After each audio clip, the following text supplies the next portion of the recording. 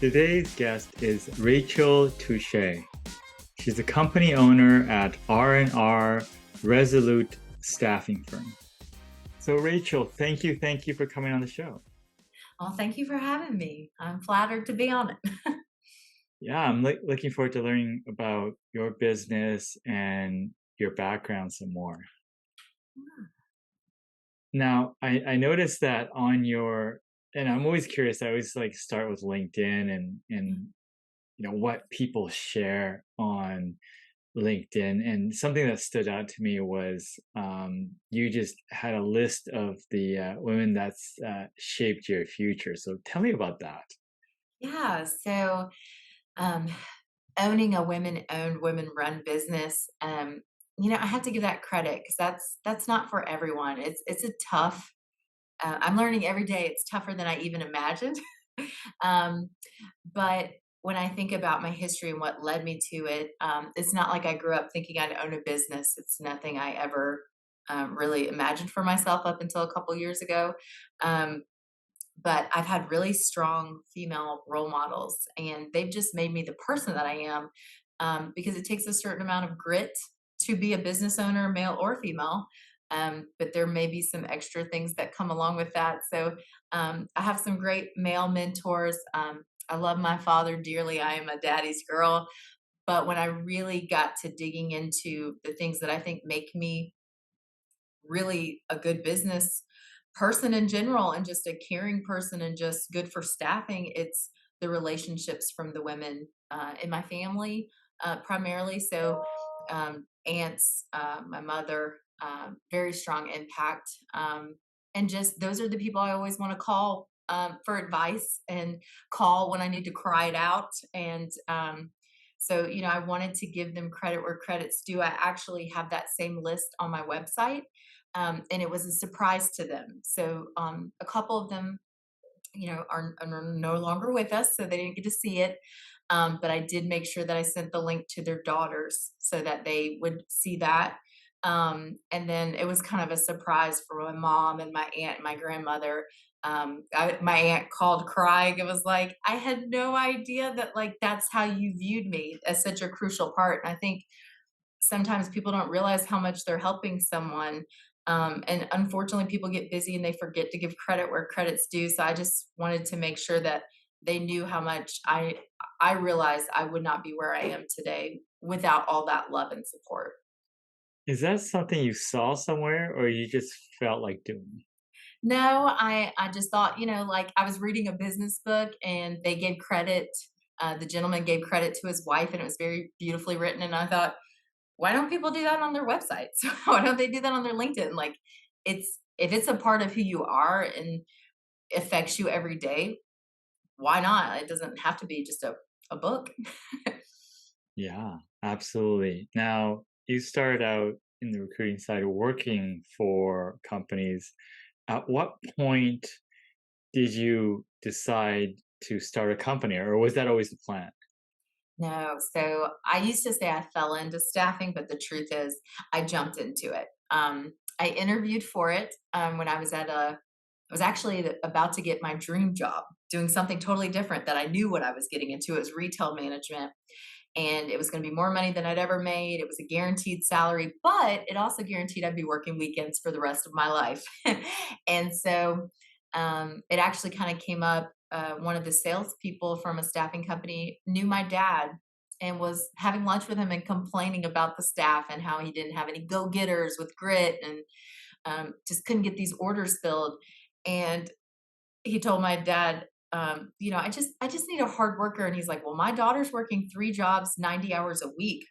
Like, how much does this pay? Because I know she can do it.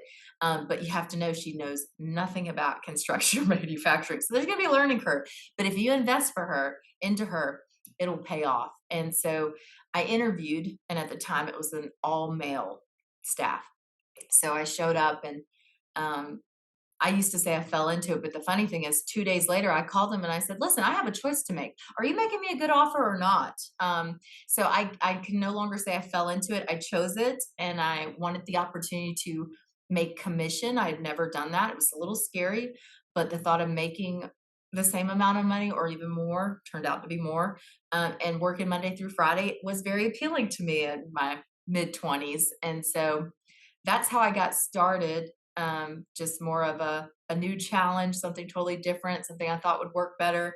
I had no anticipation of owning a company of any kind. Definitely not staffing. It is a hard business. It is an overwhelming business. It is an expensive business because you have to pay everyone before you get paid.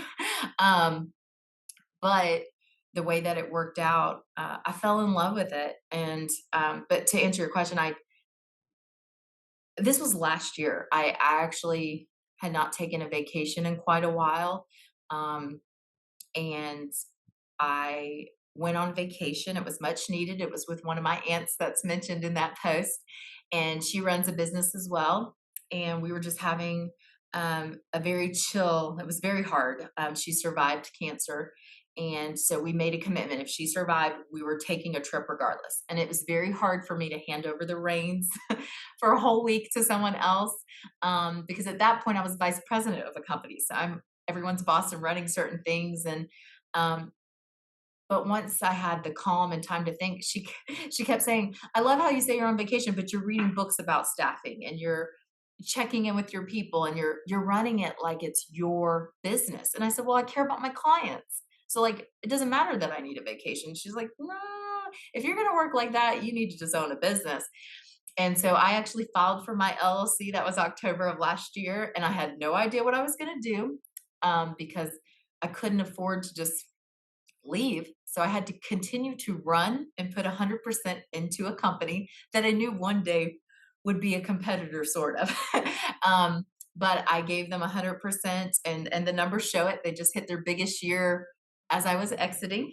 So they can't take that away from me. They can't say that I short sighted them, but I would get up really early and work on my own business before, and then I would go home and I would work. So the 90-hour weeks did not stop when I went into staffing, and they have not stopped yet. So, but what I have learned is when you love what you do and it's like it breathes life into you, it's I'm not upset when a client calls me. Like I tell them, we have business hours for applicants, but even my applicants, I will talk to them over the weekend. I will talk, but it's because I take so much pride in it and I love it. It's almost like my baby. And so when you're at that point, 90 hours a week isn't really work when it's what you want to be doing. Like you wouldn't really rather be doing anything else. So, yeah. Yeah.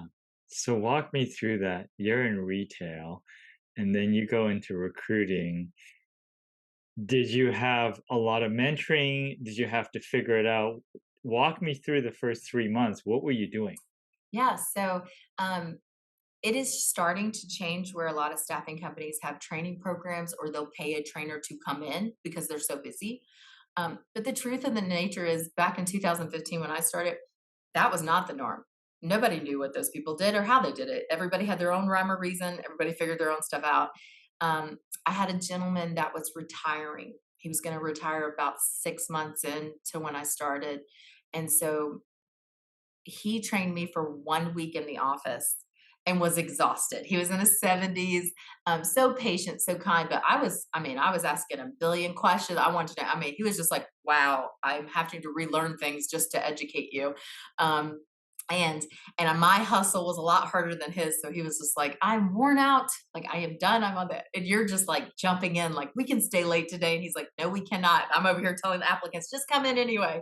Um, but I got 1 week, and then the sales guy that was friends with my dad, that actually got me the original interview, didn't get me the job, but got me the interview.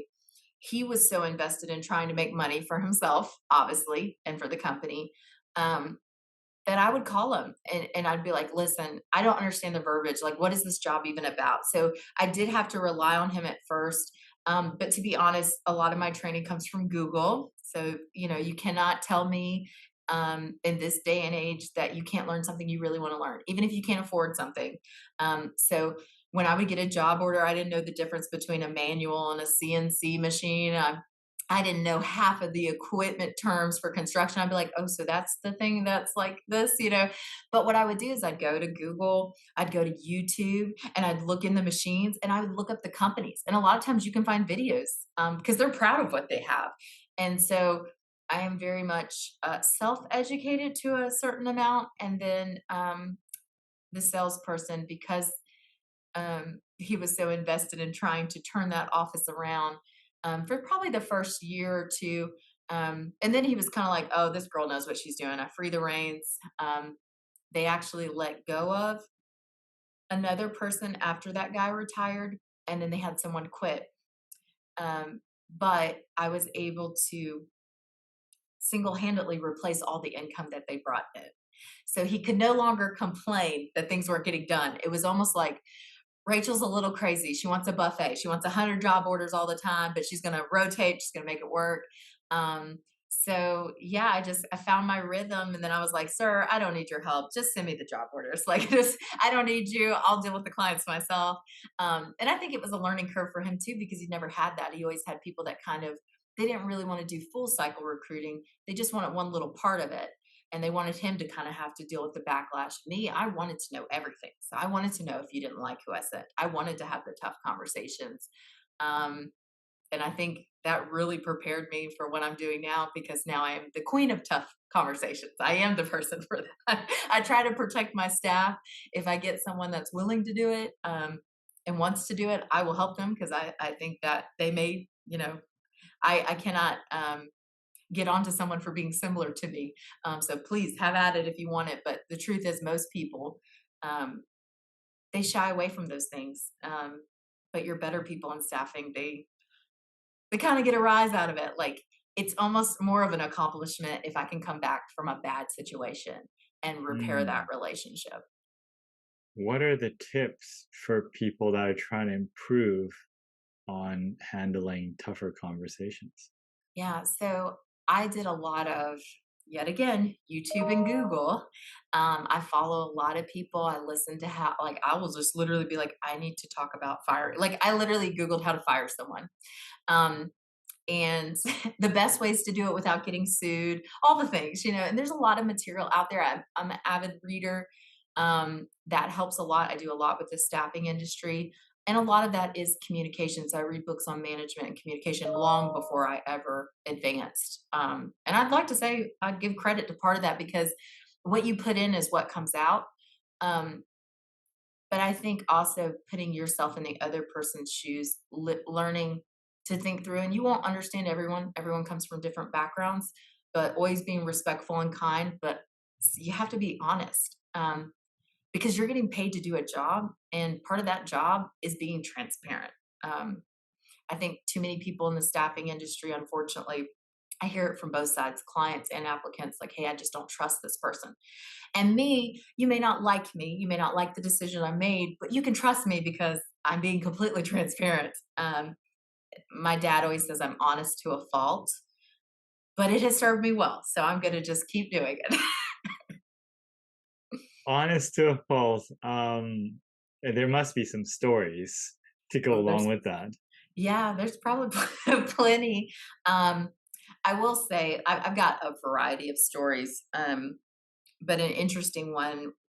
I will say I've actually been physically threatened by men twice my size, because I am in the manufacturing construction world. You do get a lot of people that have a checkered past, or different levels of emotional intelligence. You get some hotheads. And so I've really had to learn how to diffuse situations. So this is several years ago.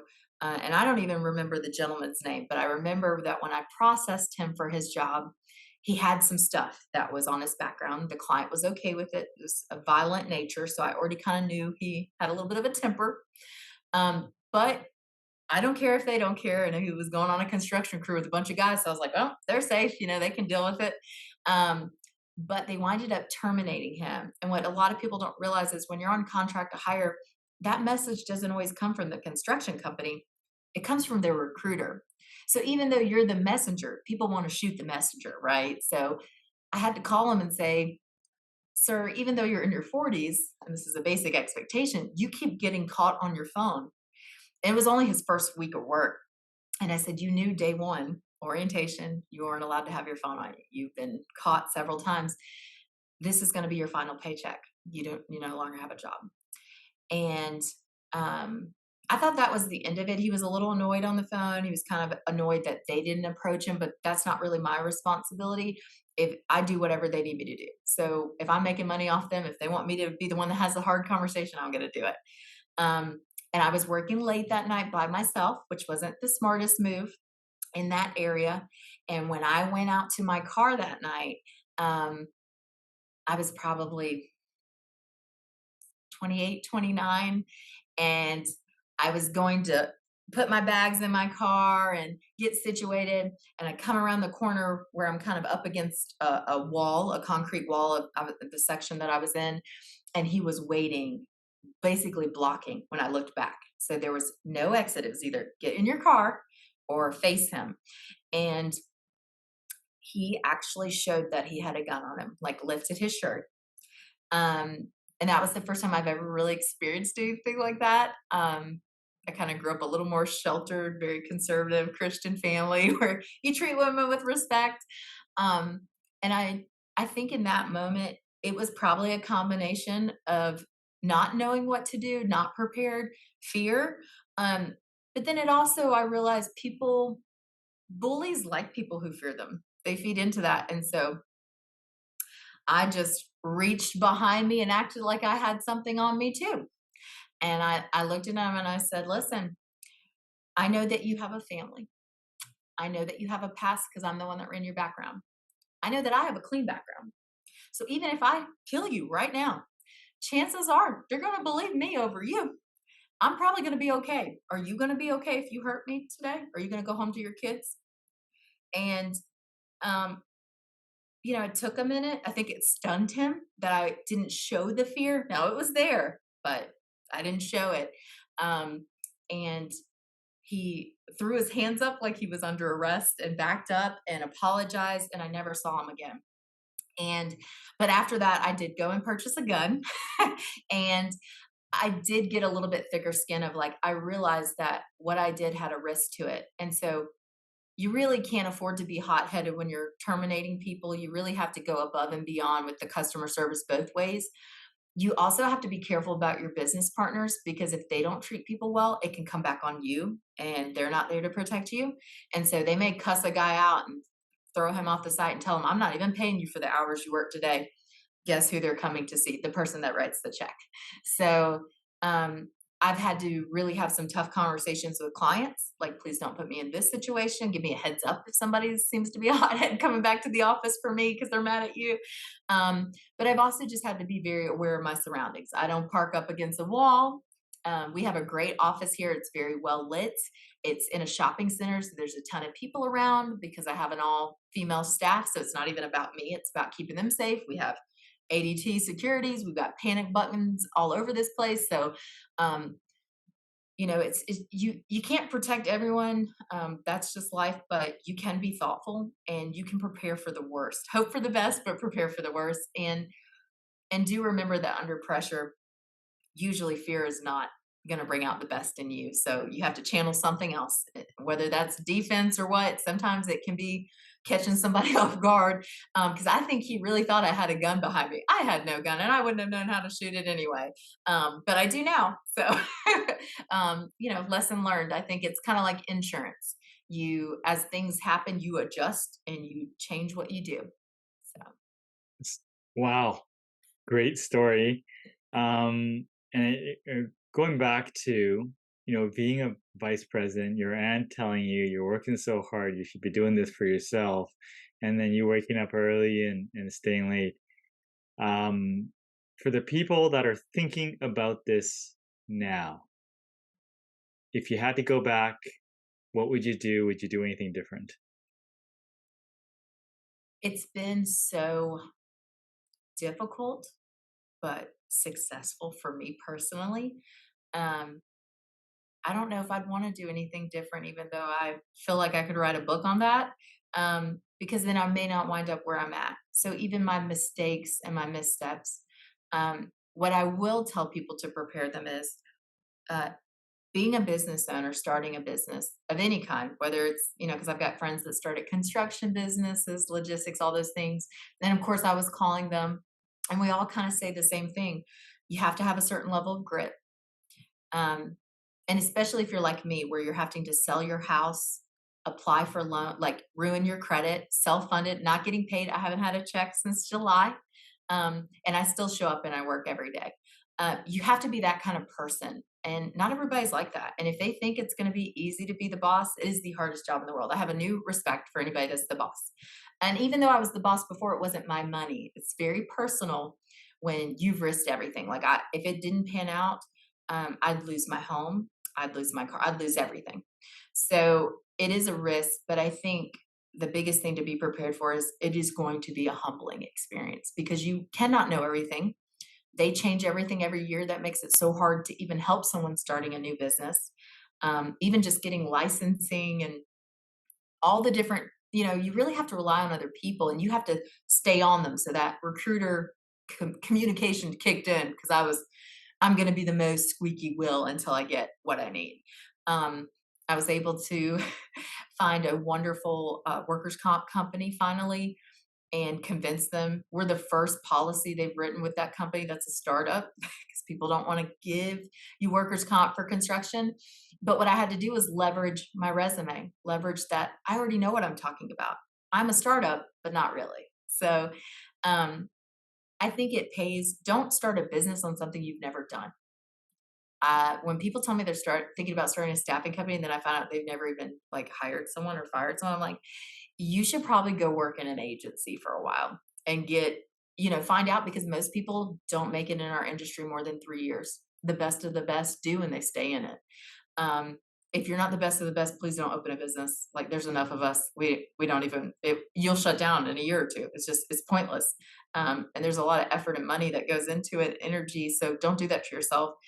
Know that you love it because there's going to be days where you don't like it. You don't like any part of it. You never want to see a person again. You don't want to have a conversation.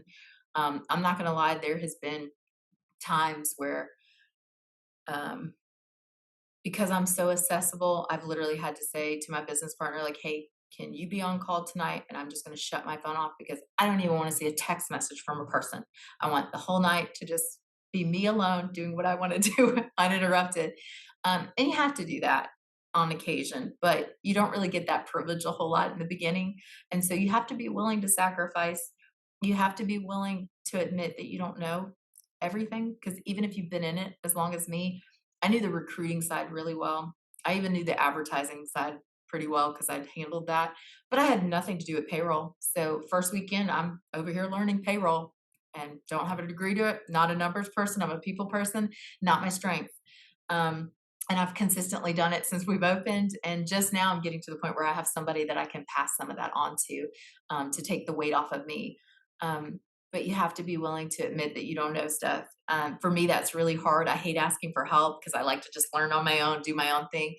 But when you're starting a business, you will mess up so much and spend extra money if you don't call. So I literally called competitors. I called friends in the staffing world. I called business owners. It's amazing when you decide, to be humble about it and just admit, like, hey, can you recommend a system? Hey, how I found my funding company and was able to do all of this was from a competitor that I in town. And he was just like, hey, this is not who we use, but I researched and I think they'd be the best for you. And I just wanted to put a bug in your ear that I think this might help you. He had no idea that I had been researching a ton. And when that came through, it was exactly what I needed. And so I had to take him to dinner when we first opened and thank him. And he was like, please don't tell my company that I did this. And I'm like, it's so, and there's so many stories like that. I mean, I've been given clients from competitors Mhm. that it's not in their niche. They may hire like their accountants or their tech people or IT, and then they realize it's a plant location and they need production people, and they're like, "That's not what we do." And so now it's funny how many of those companies have reached out on my behalf and kind of sold it for me and said, "This is who you need to do that. That's all she does. That's what she specializes in." Yeah. And so it will be very surprising. You will find the people that you think are going to support you and be the biggest help may not be. Um, it may not be your family and friends. And I definitely have a great support system, but I will say a lot of my profitability has come from the very unexpected people in the industry that are like, well, this girl's all, she's all about it and I don't want to deal with it. Let me send an introduction, get that off my plate. And I try to always return the favor too, so that you just keep a good morale. Benefits everyone if people just do what they're good at, stay in their lane. Wonderful. That's great. Is I love the entrepreneurial stories. How do you see this progressing for you? So I want to keep it small. I know that sounds funny, but this is personal to me. And I know that a lot of people don't believe that business is personal. It better be if it's your money on the line and your credit and everything else that you've put into it and every bit of energy, and that's how you spend your day. You bet it's personal to me if you don't pay your bills. So for me, it's more of a we are actually we opened August 1st, and then we found out we had a little bit of a hiccup. Our all of our license were in place except the staffing license was on the way, that I had filed for a month ago for just the statewide one. And when it came in the mail the first week we opened, it was dated for August 9th instead of August 1st. And it specifically says you cannot put anyone to work until August 9th. And I was like, so I'm all like gung ho, ready to hire people. And so I went around and told my staff, well, now we have some time to learn the system, do some other things we need to get in order this week, but you need to go ahead and be inviting people in and interviewing because come August 9th, we better be starting people. And we did. First day, we hired a person and kept going. But, it is a lot of investment on the front end. So the way that we see it is I've got two part-time women and I've got two full-time women. And then there's me. So it's a small office. It's just five people. Two of those work kind of hybrid remote. So they're not even here a lot. So a lot of times it's just three of us. Um, so the goal is our office is not very big. We really can't have a lot of people in. We can definitely get some back of house support and hire some remote people at some point when we need to. And I would love to have that problem. But to me, if you open multiple branches or you're not on site, you lose control of the environment. And a big part of why I did this is everyone I hired, I loved. I've worked with or I've lived with. They're either family or they're friends. And a lot of people say, don't hire your friends. You do if they're good at what they do and it's exactly what you need and you know that about them. So every single person here, I've kind of trained from scratch on my own even prior to us opening. In some ways, my business partner, she desperately wanted to be a recruiter. And when I couldn't get her a recruiting job with me, I got her an admin job and then I helped her work her way up. And so she is very loyal. She's a huge part of my business. I trust her completely. And I think I'm in a unique spot that, like, I literally know these people so well in and out and can trust them so well. Like our funding company, they wanted certain settings in the system to protect the money. Like you get ownership view, but everybody gets something separate. And I was like, no, I'm going to need you to change it to ownership view. These are my partners. This is how I see them. Technically, yes, I'm the one that took the big risk and the money, but they took a risk by coming with me when we only have enough to get us through. At first, it was just we had enough for a few weeks. I didn't know what was going to happen. But I knew that I knew how to do my job and I knew that the people I had wanted me to succeed, wanted to succeed, and they knew that if I succeeded, I was going to take care of them. So even though I'm not getting paid, they're all getting paid well. And they love coming into work. I feel like I can comfortably say that. And not that they don't have bad days or moments of things that aren't comfortable, but I've seen them all at different jobs where they didn't like their boss or they didn't feel appreciated or acknowledged. And I'll tell you what, they have worked like dogs for me because they know how hard I work and how much I care. So for me, it's more of do what we have to do to get profitable. With us opening August 1st, here it is, we're 2 months in. Technically, it's only 2 months in a couple days since we could actually start hiring people. So we had a little bit of a delay there, but we hit the ground running. And I actually got the projections that, January 1, we expect to be profitable and to be a small business, especially a staffing business. Most people are hopeful for being profitable in 2 years. Um, so to hit it in less than 6 months, I think says that we've got not a secret sauce, but we got the right people doing the right things. So it's more of manage what we have, grow slow and steady, because that's going to win the race. But we don't really want to be the staffing company for everybody. I wanted to open my company so I never had to work with people I don't like or respect or trust again. So now when I vet clients, it's very different. I want to know how they treat people. I want to know, if I'm going to be an extension of your company, are we similar, on certain things? Do we agree on things? I didn't have that luxury at another company. It was all about money. So if my boss wanted us to work on it, we had to work on it, whether we liked them or not.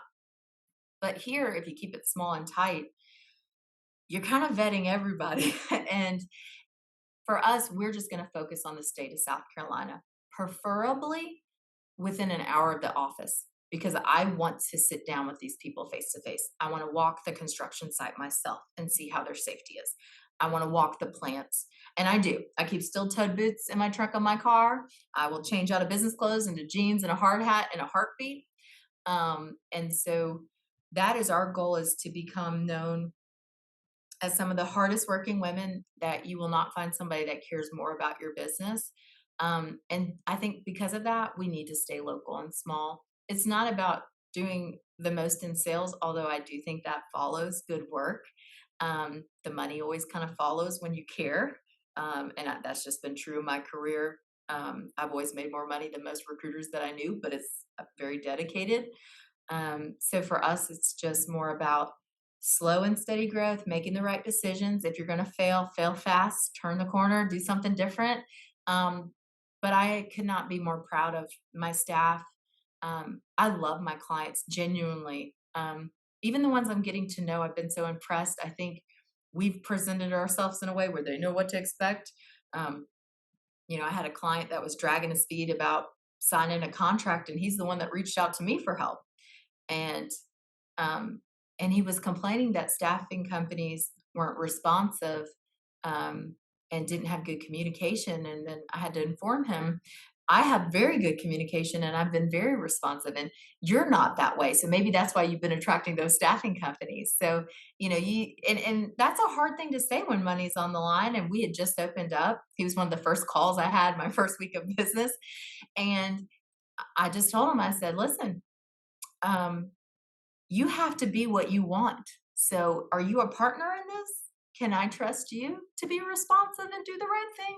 Or are you trying to waste my time? Because I don't have time to waste.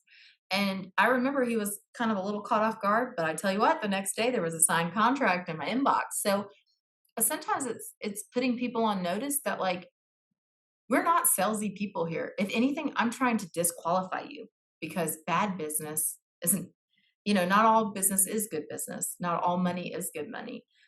So for us, it's more of just, I always tell my partner, we're not starting a business, we're starting a movement. Um, I want to create an environment where no one ever quits here. Like, they only leave if something happens out of their control. I don't know many places like that. And so I told her, I said, if we create that, we can get the best and the top talent over the years, because they're all going to want to come work here. But we also can demand better clients, because we have the character, we have the work ethic. And so far, it's trending in that direction. So Very nice. Is there anything that I did not ask you, but you wanted to share? let's see. Um, God, there's just so many things. I will say, another bit of advice, and I think this gets skipped over a lot. One thing I've really learned by having what I call my risk manager, that's my workers' comp guy. And you have to have, in this industry in particular, so many people are getting hurt, so many people are dying. So if you are new to this, or even just on the recruiting side and don't understand the side, it's going to be crucial that you find a good support system. to coach you through that and get systems in place. I've never been more concerned about safety now that I'm the one paying if someone gets hurt. So I think a lot of times people get comfortable on the job and they're not paying attention. And if you have client partners that will allow that, it can very easily cost you a lot of money. You'll actually lose money on it instead of make money on it, but you also have to witness someone either getting hurt or lose their life. And so do your research on that and definitely weigh the cost. And just remember that, like I said, not all business is good business. You want to have a reputation for working with really good people, keeping people safe. You want people to want to come work for you.